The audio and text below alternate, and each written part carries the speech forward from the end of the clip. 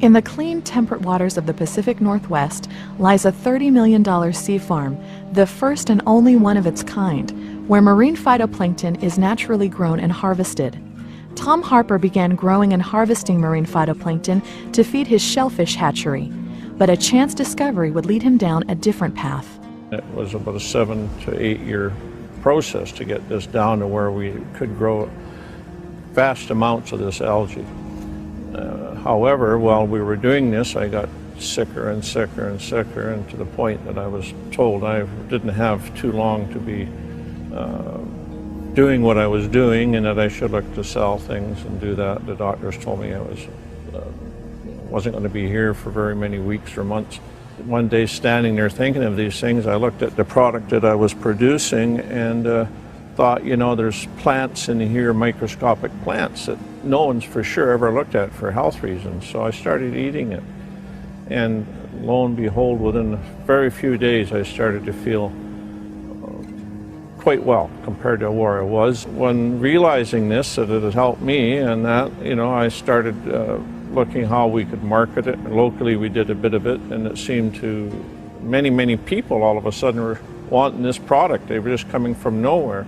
Everybody who's ever been to the beach has seen macroalgae, which is seaweed, kelp and the different seaweed that washes up on shore. Marine phytoplankton is actually microalgae. It's microscopic, it's invisible to the human eye. But what our process does is it allows us to create such an abundance of it that it becomes visible to the human eye. Whales live on this stuff. Many of the whales do, even up to 100, 200 years, and enjoy a healthy love life.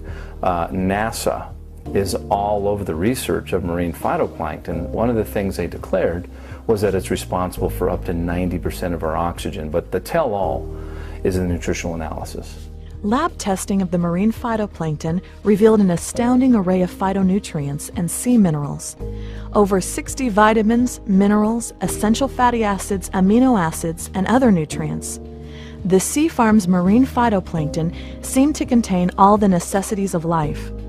Marine phytoplankton is just a huge development with aquaculture and sea farms. It's making available to us just about every amino acid, vitamin, mineral, polysaccharide or healthy sugars, and oils, essential oils that the body needs. One of the problems that you see in chronic disease is that the digestive system is usually shut down, and so is the liver. And both of those are necessary in order to get the raw materials into the body to make new cells and thus to heal. One of the beauties about frequency and marine phytoplankton is that the marine phytoplankton are microscopic and therefore don't require a large digestive process and don't require processing by the liver to get into the system. And so the microscopic form of the marine phytoplankton makes it almost magical in being able to begin to turn around the nutritional deficiencies of people with chronic disease. Could you survive on plankton alone? Probably, but it'd be pretty boring. And so I look at plankton as a super multivitamin, if you will. I'm not fond of multivitamins. I think they're poorly absorbed, very synthetic, too little of too many vitamins. And so if you're going to supplement, according to the American Journal of Clinical Nutrition, it better be whole food.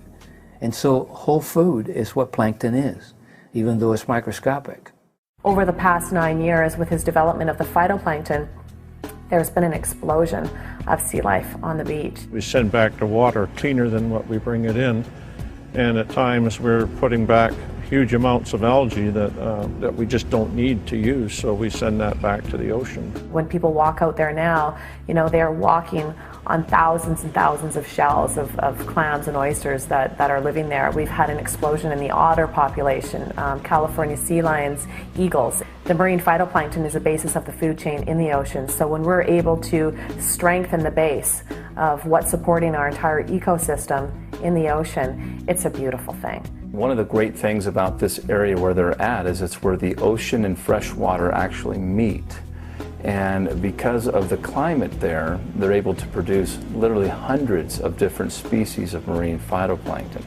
I had heard of algae, freshwater algae, the blue-green algae, the spirulina, the chlorella, which are 3 different species that grow in freshwater. What's attractive about marine phytoplankton is you take those 3 species and add them to hundreds of others species and put them in your grocery basket. I mean, that's the difference between 3 vegetables and 215. And this gives them a geographic advantage of any other place in the world. Another thing that sets our marine phytoplankton apart from some of the other algae that may be out there on the market is we're actually harvesting our product wild for each and every batch. So from season to season, the species will change slightly. Not huge differences, but enough where they are actually adjusting to the season. The healthiest way for a person to eat is according to season. People have a problem with a friend or a neighbor saying, here, try this South African jungle juice. It helped me and it made me feel wonderful, and I'm sure it'll help you. And so you take it and nothing happens. And so what's the reason for that? Well, it's because they were deficient in a different thing than you're deficient in. They might need some element that's in South African jungle juice, and you don't. You have that, but you're missing something else, and that's why so many people buy so many different nutraceuticals and don't work. If you are fortunate enough then to identify some substance that has everything that you need to build a perfect cell, that's magic. And that magic occurred when we got marine phytoplankton. So it's one of the rare total foods. We have our water tested very regular, and we also have our products tested for every batch. We are checking just in case somehow there was a problem. We bring our scientific director, Rowan Haig, in. He takes a sample of the water directly from the tank, and he goes back to the laboratory, and he actually goes through and tests each and every species of plankton that exists there to make sure that, in fact, each species is benign and safe for human consumption. And out of all the hundreds and hundreds of batches that we've harvested algae from, we've never had a concern. Tom Harper had succeeded in harvesting marine phytoplankton in sufficiently large quantities that it became, for the first time in world history, available for human consumption. Word of his discovery spread quickly.